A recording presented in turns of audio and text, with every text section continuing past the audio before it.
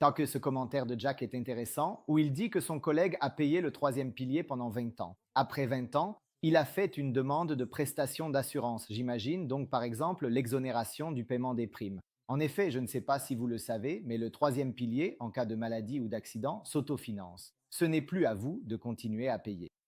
Donc, probablement, ce collègue a fait une demande de prestation et celles-ci lui ont été refusées. Pourquoi? Elles lui ont été refusées parce qu'au moment de la signature du contrat, une autodéclaration sur la santé a été faite. Cela signifie que le conseiller vous pose des questions concernant votre état de santé et vous devez y répondre de manière sincère.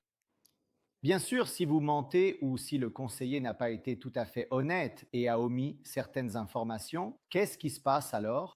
Le contrat est signé, mais au moment où vous devez recevoir ou demander des prestations, il y a un risque qu'elles vous soient refusées parce qu'à ce moment-là, l'assurance effectue une recherche approfondie. Elle va donc examiner vos dossiers médicaux antérieurs, se renseigner auprès de vos médecins et si le problème pour lequel vous avez demandé, par exemple l'exonération, existait déjà avant la signature du contrat et que vous avez omis cette information, il est évident que la prestation vous sera refusée. C'est tout à fait normal.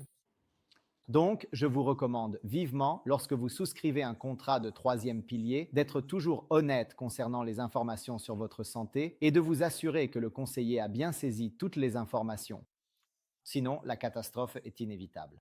En plus de la déception, il y a aussi le préjudice, car évidemment, le client a payé inutilement une prime d'assurance pendant 20 ans sans même pouvoir en bénéficier. Donc, les choses doivent être faites correctement, de manière transparente et honnête.